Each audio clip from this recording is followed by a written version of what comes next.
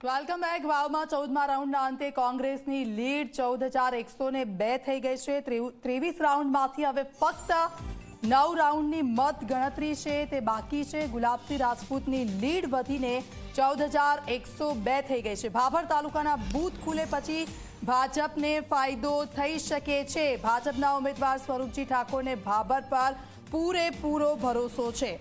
તો આપ જુઓ, છેલ્લી ઘડી અહીંયા કંઈ પણ થઈ શકે છે। અત્યાર સુધી તો 12 જેટલી મતપેટીઓ છે ખુલી છે, 14 જેટલા રાઉન્ડો છે તે પૂરા થયા છે અને આ 14 રાઉન્ડના અંતે ગુલાબસિંહ રાજપૂત છે અહીંયા બાજી મારતા જોવા મળી રહ્યા છે। પણ છેલ્લી ઘડીએ કંઈ પણ થઈ શકે છે, વાવનું ચિત્ર પણ બદલાઈ શકે છે એવો વિશ્વાસ સ્વરૂપજી ઠાકોરે વ્યક્ત કર્યો છે।